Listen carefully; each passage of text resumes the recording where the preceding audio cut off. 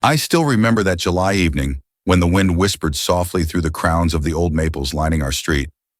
Our quiet neighborhood on the outskirts of a small town in Ohio breathed slowly and lazily. Cars passed by with a muted purr along white picket fences. Neighbors watered their lawns unhurriedly. The air was filled with the scent of freshly cut grass, blooming petunias, and something else. Something hard to pinpoint yet unsettlingly close to my heart. I stood by our living room window, pressing my forehead against the cool glass, watching as the crimson sunset crept toward the power lines, pulling the sky into a narrow corridor between rooftops. My name is April, I'm 32, and if someone asked how my life is, I'd answer, not bad, overall fine. But that fine feels as though I'm pulling it up from the depths of my soul by its hair, from that empty box inside where the sound of genuine laughter hasn't been heard for a long time. I've been married to Marcus for 5 years. He's a reliable man, straightforward in his intentions, hardworking. He was born here in Ohio, raised in a family where everything was clear, precise, and structured.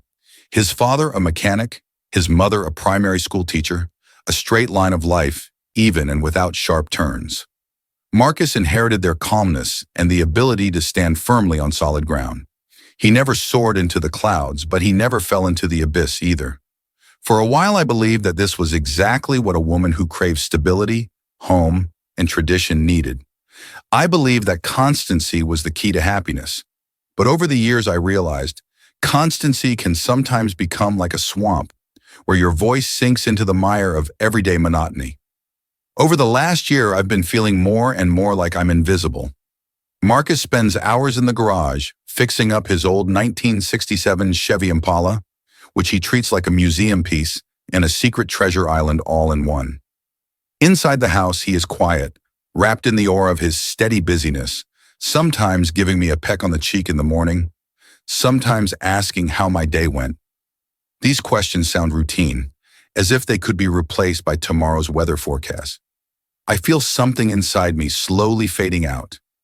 My soul, once blazing with a bright flame of curiosity and a thirst for life, now glows only as dim embers. I want to scream, but my voice seems stuck in my throat. What can I tell Marcus to make him see in me that vibrant girl he once fell in love with? Or am I just imagining that he once loved me as passionately as he now loves working on his Impala? Everything changed when Ethan started visiting our home again. I knew him before the wedding. He was one of Marcus's best friends. They studied together in school and college, played on the football team, dreamed of opening a small business, restoring old cars. But their paths diverged for a time. Ethan left for Chicago, then Florida, then New York, searching for himself. He recently returned. Now he often drops by, bringing some tool or new parts, consulting with Marcus on how best to restore a rare carburetor. And he always stays a bit longer than business strictly requires, as if something is keeping him here. When Ethan comes into our house, the atmosphere changes. I can't explain it simply. He is lively and lighthearted. His smile has a certain spark, an elusive gleam, and his eyes have a warm light that seems to pass right through me. He calls me by my name, looks into my eyes a bit longer than he should. At first, I paid no attention to this. Maybe he was just happy to see old acquaintances. Maybe he was glad we were still together, that I was by Marcus's side, his longtime friend. But over time, I began to notice small things. How his gaze lingers when I adjust my hair. How when he laughs, he leans in slightly, as if wrapping me in an aura of attention. It's strange. I feel alive in those moments, as if I'm being reminded that I am a woman who deserves to be noticed. It's a dangerous feeling, trailing behind it a cloud of questions and doubts. I didn't dare even think that there could be something more between us than friendly sympathy, mild flirting, a trifle, an echo of youthful days. But you can't command your heart, and it beats a bit faster when I hear the familiar knock at the door, when I see Ethan's profile slip past the living room window as he walks down the path.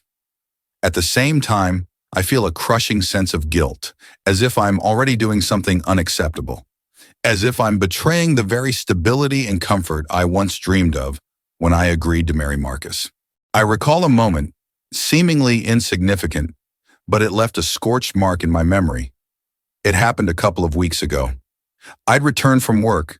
I translate text from French into English, working remotely, mostly in the house's silence, and found Ethan in the living room. He'd arrived before Marcus to bring a rare wrench needed for repairs. I reached out to take the tool from him, and at that moment his fingers brushed mine. It was such a simple gesture, yet something inside me exploded, a mixture of embarrassment, joy, and fear. He looked directly at me and didn't look away, and I didn't look away either. I don't know how many seconds that silent, wordless exchange lasted. Maybe just a fraction of a moment, but it felt like a lifetime. After that, I couldn't sleep for a long time. I lay beside Marcus, listened to his steady breathing. He slept peacefully, as always, tired from a day in the garage. I, however, stared at the ceiling, feeling that something within me had shifted. A tiny crack appeared in our once flawless family picture. Some would say the crack was always there, and I just didn't want to notice it. Now it was distinctly outlined. I realized I lacked sensations, a spark, something that would fill me with life. Trying to be honest with myself, I admit, I wasn't consciously searching for this spark on the side. I didn't plan to deceive Marcus. We women often dream of understanding and warmth, of being listened to, noticed, admired. Sometimes we make compromises and convince ourselves that everything is fine as is. But then someone appears who simply looks at you differently, and your entire inner world goes up in the air. You start asking yourself questions that once seemed resolved. Why can't I be happier? Why am I not noticed as I would like to be? And to whom am I needed if I'm no longer needed by my own husband? Back in those first days after Ethan returned to our lives, I tried to broach the subject with Marcus. Not directly, of course, but with hints, remarks about our routine, asking if he was bored. He brushed it off, said everything was fine, asked me not to invent problems out of thin air. His indifference was probably unintentional. He didn't know what was happening inside me, but it became a signal to me. I was locked in a cocoon of predictability, and it seemed I was on the verge of either breaking free or shattering. Outside it grew dark, and street lamps cast long shadows on the asphalt. I stepped away from the window and crossed the living room, running my hand along the back of the sofa, past the shelves of books we collected together in the early days of our marriage. Back then, I thought our shared library was a prototype of our shared future. We would read, argue about plots, grow, change, but the books stood there dusty and forgotten, like many of our dreams. There were too few words in this house, too few feelings, too much silence that had turned from a blessing into a curse. I knew I wouldn't calm down until I found an answer to my inner question. What do I really want? Why do I feel like a stranger in my own marriage? Why does my heart flutter when Ethan is near? And why do I feel a strange guilt toward Marcus, even though I haven't technically done anything? Perhaps this is only the beginning of a path on which I'll reap bitter fruits. Perhaps it's just an attempt to wake myself to life, even if I must pay a high price. No one around suspects my doubts. The neighbors see us as the perfect couple. We never argue in public. Our lawn is always trimmed. The garage is in order. The kitchen tidy. On the surface, we're exemplary. But inside me, a painful question grows, ready to burst out any moment. And I have a feeling that very soon something will happen that will set everything straight, cut away the masks, and force us to look at ourselves. I didn't know then what the reckoning would be, but I felt its breath close by. Thus began my journey toward that night when Marcus would learn the whole truth. It was only a whisper of the wind in the maple leaves, a herald of the thunder that would soon break over me. I wake the next morning with a heaviness in my heart. Yet despite this, the day starts almost ordinarily. Sunbeams filter through the semi-sheer bedroom curtains, stretching a wide stripe across the bedspread. Marcus is already up. I hear the clink of dishes from the kitchen, the refrigerator door opening. As usual, he's making himself breakfast. Some eggs, toast, coffee. I know he won't wake me. In recent months, we've grown accustomed to the fact that he rises early while I sleep longer, since my work isn't tied to a strict schedule. But today, opening my eyes, I decide to get up right away, as if I need to catch hold of some thread before it slips away. I go into the kitchen wearing a pajama shirt and shorts, leaning against the doorframe. Marcus stands at the stove with his back to me, stirring the scrambled eggs. His profile is clear in the morning sunlight. A defined face, short cropped hair, a focused look. He doesn't notice me, or pretends not to, until I clear my throat slightly to get his attention. "Morning," I say, forcing a casual tone and a strained smile. "Morning," Marcus replies, glancing at me briefly. His gaze holds no hostility or irritation, just a weary warmth, a slight hint of care, and nothing more. No questions about my mood, how I slept. He flips the eggs in the pan, their smell mixing with the aroma of coffee. For many, this would be the embodiment of family comfort. But for me, that comfort is cracking at the seams. I want more than just an exchange of sparse phrases over the scrape of stools. I pour myself a cup of coffee, its slightly bitter taste awakening my senses. We eat breakfast in silence, and each sip seems to underscore the gaps between us. I try to organize my thoughts. Is there really a chance to change something in our marriage? Maybe I should try talking openly, laying out all these feelings, doubts, fears. But I catch myself realizing that I'm not ready for that conversation, because inside me is a secret string that hummed in Ethan's presence. Can I honestly admit that I feel my life is incomplete, that I'm drawn to another man's attention? Later that same day, closer to noon, I finish translating an article for an architecture journal. I hear a creak at the gate outside. Someone is entering the yard. My heart begins to beat faster, and my intuition proves correct. A couple of minutes later, there's a knock on the door. I bite my lip and cautiously head to the hallway, tension stringing through me like a taut bow. It's Ethan. He stands on the porch, head tilted slightly to one side, holding a box of tools. He wears a faded denim jacket and a white t-shirt, his smile not too broad, more of a gentle hint of warmth than overt delight. "Hey, April," he says softly. "Marcus isn't here." "Hi." I inhale deeply to keep my voice steady. "He went to the auto shop.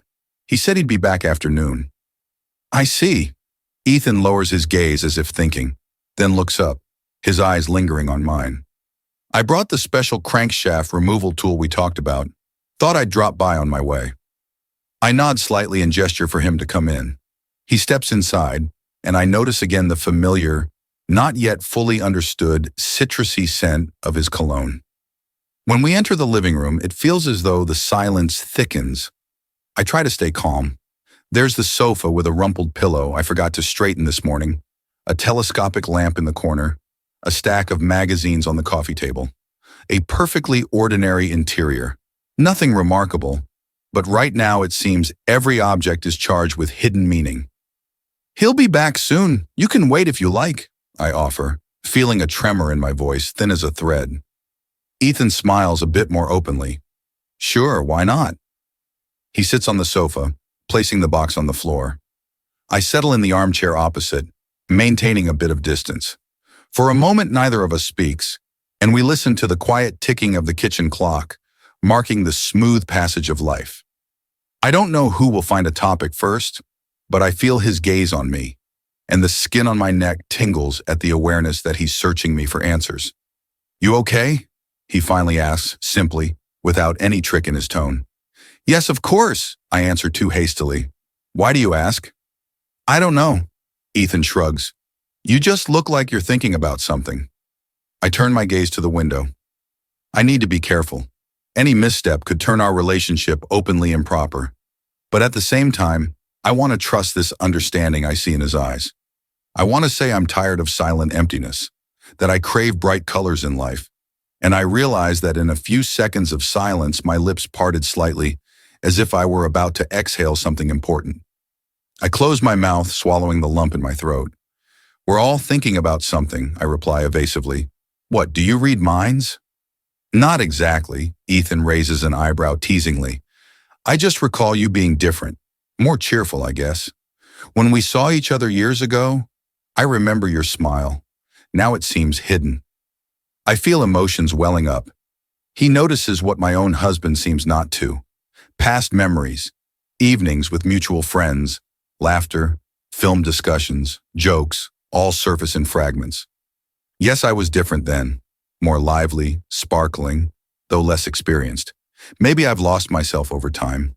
We all change over time, I finally say, trying to sound confident, though my voice is slightly lower than usual. Sometimes not for the better. We change, he agrees, a gentle sadness in his voice. But that's not necessarily bad. We fall silent again. I notice the sunbeams have shifted, and now one stripe of light touches my hand on the armrest of the chair. I feel fragile, almost transparent, as if this light illuminates not just my face, but all the secret desires stirring inside me. After a while, we talk about trivial things: the weather, the upcoming vintage car festival in a nearby town. Ethan tells me about an interesting 70s Mustang he saw. I nod, pretending I'm interested, though I'm more drawn to the timbre of his voice and the attentive way he looks at me than to the topic itself. Minutes pass slowly like thick syrup. I understand he's not in a hurry to leave, but he doesn't make direct moves either. Maybe he's also struggling with conflicting feelings, or maybe he's just waiting to see if there's more between us than coinciding glances. I don't know, but his presence affects me like a shockwave, quiet yet shaking the unseen ground beneath my feet. Eventually, we hear the garage door and know Marcus has returned. We both flinch slightly. Ethan stands up, as if remembering he had a reason to come. I take a deep breath. Marcus enters the living room, sees us together, and smiles mildly. He thanks Ethan for the tool. I watch them, struck by the contrast. Marcus, solid, grounded, without a hint of doubt. Ethan, like a visitor from another world, full of a fire I've long since forgotten. Sometime later, Ethan leaves. I notice Marcus barely paid attention to my behavior. He simply says he'll soon return to the garage, and if I want, we can order pizza for dinner. I nod in agreement, trying to decide whether I want that pizza or if I want to howl from the feeling of my own worthlessness. That evening, I lie in bed thinking about how we ate pizza, watched some old TV show, and barely exchanged a single meaningful word. He went to sleep a bit early, and I stayed in the quiet living room. In that silence, Ethan's image resurfaced. How he tilted his head while looking at me, how his voice sounded both gentle and provocative, how he noticed my missing smile, and how that simple observation awakened in me a longing for myself. Morning hesitations turned into evening regrets. I tried to understand what was wrong with me. Maybe I didn't look for new facets in Marcus. Maybe I let myself sink into routine and stop proposing things, igniting ideas, inspiring us both. But part of me resisted these self-accusations, reminding me that relationships are a two-way street. If I stopped, he also didn't take a step forward. I thought again about that touch of his fingers, those looks. I wanted to believe it was just a harmless game, light flirting with no future. But people rarely remain at the flirting stage if something is deeply lacking. And I am lacking emotion, the feeling that my soul matters to someone. Perhaps for the first time in many months, I begin to understand how empty our marriage has become and how dangerous my desire to recapture the taste of life might be. Night weaves its nets, and through half-closed eyelids, I see the moonlight falling onto the bedroom floor. I hear Marcus's breathing and think, if I still have a chance to save myself, I need to search for it now. But I'm reaching for that straw Ethan offered. The very thought horrifies me, making me recoil from inner discomfort while simultaneously awakening a ravenous hunger for the feeling I lost. Thus, slow changes begin. They are almost invisible on the outside. The same smiles at neighbors, the same house in order, the same dinners and small talk about the weather. But inside me, a quiet tremor has started, and each time I see Ethan, it intensifies. I haven't yet crossed that ultimate line of no return, but I'm already standing at its edge, looking down into the dark abyss of the forbidden, aware that it both frightens and lures me. Perhaps my fate is already decided, and I'm just pretending to hesitate. Perhaps everything will unfold by a fateful coincidence. For now, I cling to the faint hope that I can turn back. Yet with each day, each new look, gesture, word, turning back seems less possible. And within me, a promise of trouble grows, though my mind still tries to deny the inevitability of paying the price. I've often thought that once you cross a certain line, there's no going back. But before you cross it, a real storm of doubts rages inside, calling you to reason while simultaneously fueling your desperate urge to push aside all can and cannot. That's exactly how I felt a few days after Ethan's last visit. Nothing tangible or forbidden had yet happened. Apart from exchanged glances, faint touches, sparks between the lines of innocent conversations, but the space around me seemed to be filling with a thick, spicy aroma of secrecy that intoxicated me more and more. Marcus remained as predictable and calm as ever. Evenings proceeded as usual. He in the garage, I in the house, headphones on, translating texts or reading articles, trying not to think about the emotional swamp I was sinking into. I noticed how he asked no extra questions. He was satisfied with the status quo. A clean house, food in the fridge, a wife at home, and that seemed enough for him. I tried dropping hints, asking if he wanted to go somewhere together, to a vintage market on the weekend, or drive to another town. He would nod but never followed through. I realized that he might agree if I took the initiative, but does he sense a need for it? Does he feel my mood, my longing? Probably not, or he refuses to notice. Against this background, Ethan's image grew clearer. He now messaged me occasionally, at first only about cars and tools for Marcus, then about interesting things he'd seen in town, or a new pub that had opened nearby. His way of writing was light and animated. I found myself waiting for these messages, though I tried to appear calm. I answered carefully so as not to give myself away, but each of his phrases made me feel seen, heard, considered. I melted like honey in the sun under that feeling. One afternoon after finishing work, he sent me a short video of a local blues band's performance, adding, "Remember how you loved this kind of music?" Memories flooded back. In college, I really loved blues, tried picking out tunes on a guitar. Marcus never shared that passion, and eventually I let it go. Now, looking at my phone screen, I felt bitterness. How could a man who hadn't been around for years remember something my own husband had lost sight of long ago? Such trifles accumulated like water in a bowl, and it was getting harder not to spill a drop. Then one day, Marcus announced he had to leave for a day to another town to sort out some rare parts for his project car. I stayed home alone. It was a hot, heavy day, the air thick. I tried to work, but my thoughts circled around Ethan. I can't say I planned anything, but that evening, with a racing heart, I sent him a simple message. "How are you? What are you up to?" I did it impulsively, secretly hoping he'd suggest meeting. Was I already willing to face the consequences? He replied within a few minutes. "Hi, sitting at home, listening to some old blues recordings. How about you?" I clung to that message as if to a lifeline. Within half an hour, we arranged a supposedly harmless meeting, a stroll along the river promenade near our neighborhood.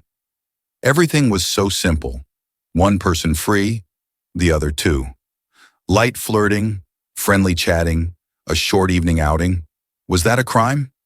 I tried to convince myself it wasn't, yet my heart hammered as if warning me that I was lying to myself. We met at the park by the river, the sun dipping toward the horizon, gentle pink stripes of sky reflected in the water. I was nervous, but Ethan was calm and kind as always. He offered me his hand to help me down the steps to the walkway. His palm was warm, and in that touch I felt what I hadn't felt with Marcus for so long, attention and interest. We strolled, talking about music, cities we'd visited, how quickly time passes. I laughed, and my laughter sounded unusually bright, as if I had thawed after a long winter. At one point we stopped by a railing, watching a small boat glide down the river, slicing the ripples on the water. The city hummed somewhere far off. Street lamps hadn't yet turned on, and the air smelled of lilacs. It felt strange, as if the whole world was holding its breath, letting us make our choice. I leaned on the rail, and Ethan stepped closer. I felt warm, even though it was no longer hot outside. "Glad you wrote," he said, sincerity in his voice uncolored by pretense. I am too," I answered more quietly than I intended, as if embarrassed by my own words. It was hard to confess anything, but I felt that here, in this moment, I could be honest, at least partially. "You know," he continued, "I always wondered how your life turned out with Marcus. You two are so different. He's reliable, honest, and you're You're lively, inspired. Back then you sparkled like fireworks. Now there's less fire in your eyes. I'm sorry." He looked straight at me, and I couldn't look away. His words carried both pain and comfort at once. He saw me as I was before, and saw what I had become. The realization tightened in my chest. "People change," I replied quietly, my voice trembling with emotion. "And sometimes, they just get lost." We stood close, the space between us shrinking with every breath. I felt his shoulder almost touching mine. Passers-by occasionally drifted by behind us, someone walking a dog, another strolling hand in hand. They paid us no mind. We were just part of the summer evening scenery. I don't know who leaned in first, maybe both of us. Ethan reached out, tucked a strand of my hair behind my ear, and that gentle touch carried more tenderness than I'd felt in years. I shuddered, a jolt of electricity raced through me, and before I could think of the consequences, his lips touched mine. Everything inside me broke loose. My world flipped upside down. I tasted the bittersweet flavor of the forbidden, passion mixed with pain, guilt entwined with a sharp hunger to be desired. The kiss was soft, unhurried, without force, yet it held a power I'd longed for all this time. When we pulled apart, my eyes were moist. I looked at him, trying to figure out what to do next. But at that moment, it seemed impossible to stop. I'd broken the law of gravity, and now the ground beneath me was unstable, absurdly uncertain. Ethan whispered that we could spend a bit more time together if I didn't mind, and I didn't. My mind screamed about consequences, guilt, betrayal, and how I would face Marcus. But my body and soul screamed something else. I finally felt alive. Later we sat in his car, listening to quiet music, talking about what we lacked. He spoke of his wanderings, of how he missed stability, but now understood that stability without sparks is an empty shell. I nodded in agreement, though doubts raged inside me. I knew I had already betrayed Marcus's trust, if only indirectly, but that night the forbidden fruit was too sweet, and I couldn't refuse it. Late at night I returned home. Marcus had not yet come back from his trip. The house greeted me with silence that now seemed almost mockingly calm. I went into the bedroom and looked at the photo of us on the bedside table. Marcus and me at the beach, smiling, his arm around my shoulders. Then I was probably genuinely happy. And suddenly I began to tremble, not only from guilt, but from the realization that I was ready to do this again, ready to live for these intense feelings, even if the cost would be terrible. I hardly slept that night. I lay in the dark, listening to the creak of neighboring houses, the hum of the air conditioner. I thought about the kiss, about how I was rewriting my life line by line. I wasn't sure if I wanted to stop.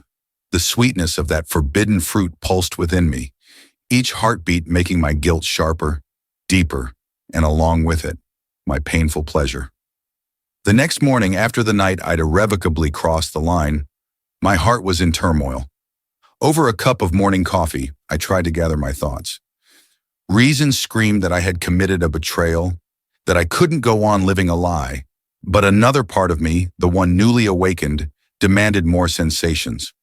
I couldn't take my eyes off my own hand gripping the cup's handle, as if I wanted to press my worries into the ceramic. My old morning rituals had been peaceful. I'd wake up, stretch, look out the window.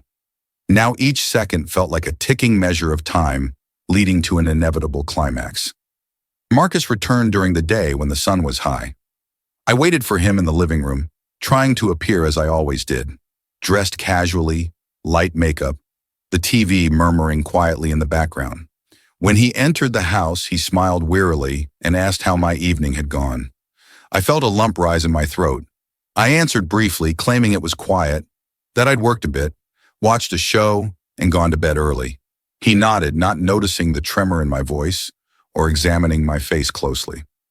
I realized how easy it is to fool someone who's not looking for deception.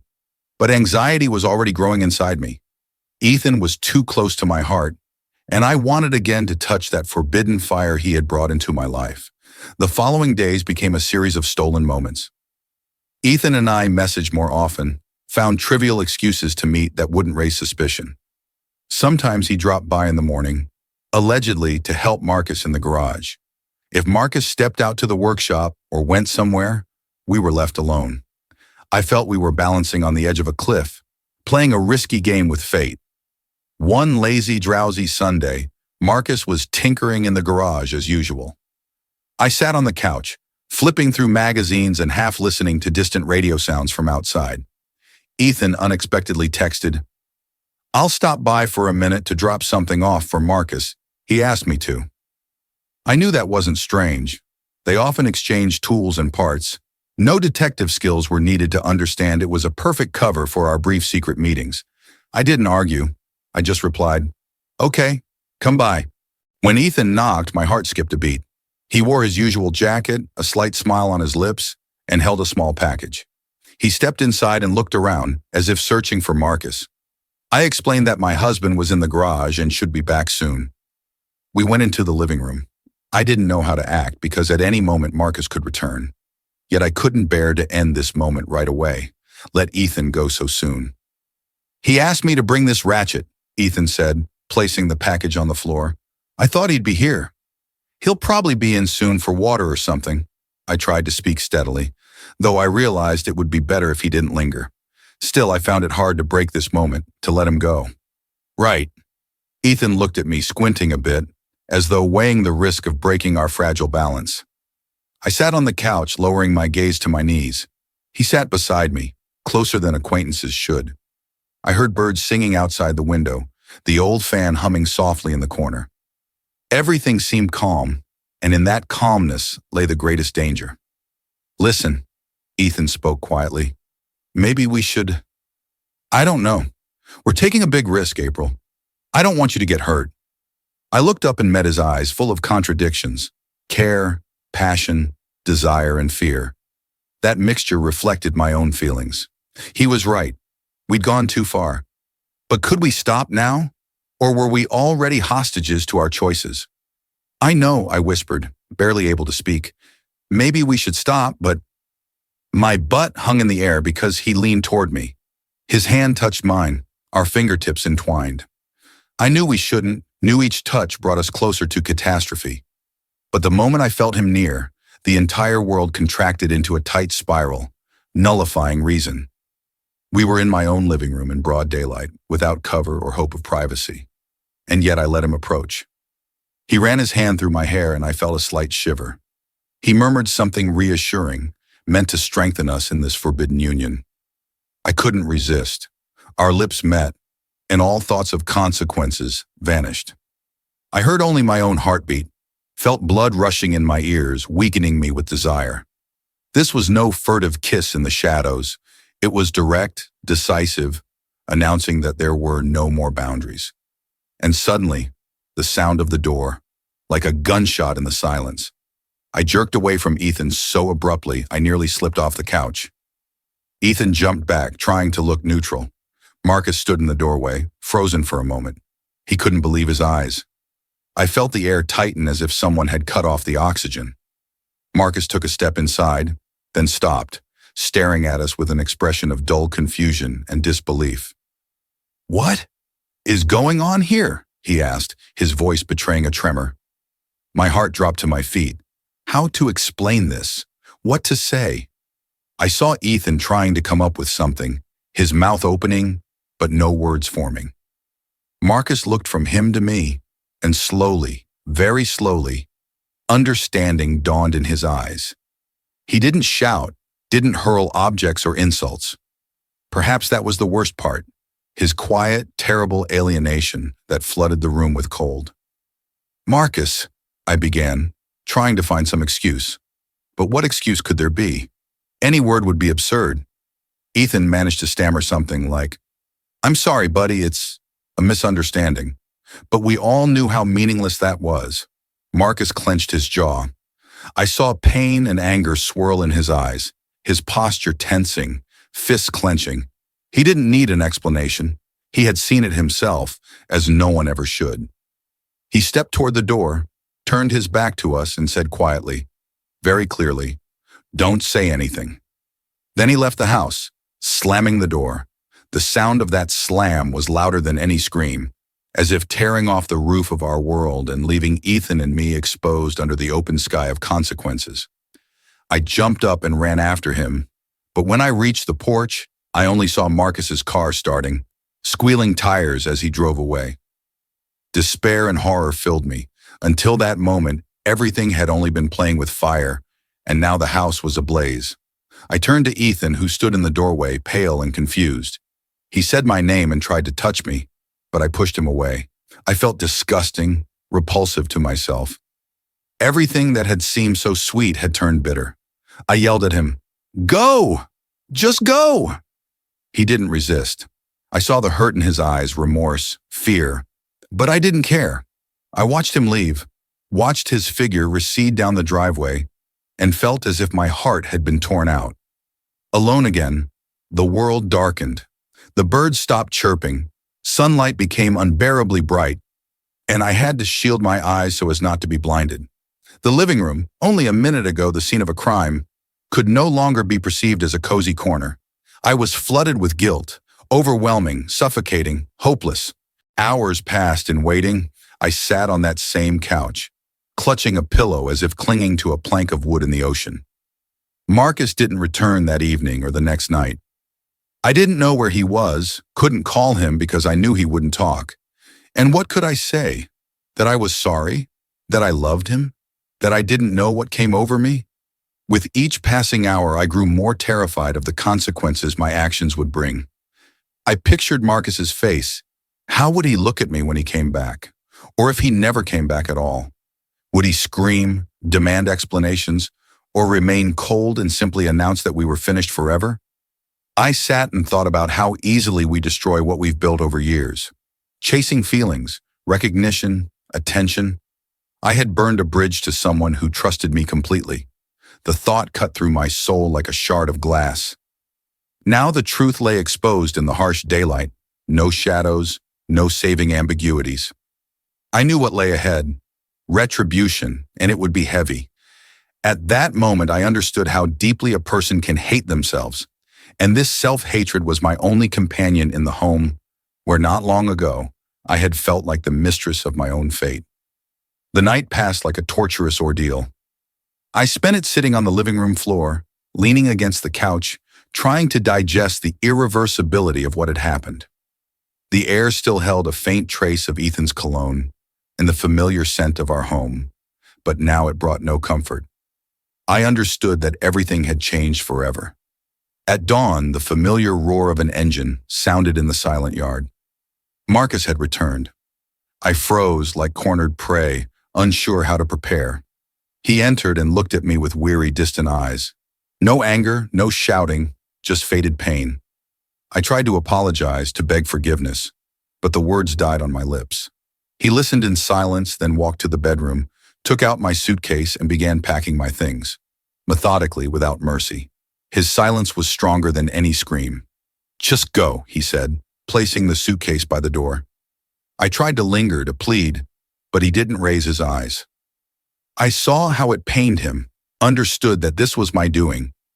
Stepping outside with the suitcase, I felt for the first time that I'd lost not just my home, but also myself. I had no plan. Ethan had vanished, leaving me no right to solace. I had no one to turn to, nothing to say. I walked along what had once been our cozy street, now alien, realizing that in chasing new sensations, I'd destroyed everything. If only I could turn back time, I wouldn't have taken a single step in that direction. But time cannot be reversed. Now I'm without a home, without a future. Maybe I don't need forgiveness. Maybe the price of betrayal is this emptiness in which one must reevaluate oneself. I don't know how to go on, but I know this. There are no more masks, no more illusions. I'm left on the road with a suitcase and the guilt that will forever be my companion. This is my story. I share it to remind you that breaking trust is easy, but picking up the pieces is nearly impossible. If you ever feel the urge for something unspoken, think carefully before you cross that line. Is it worth it? For me, the answer is now all too clear.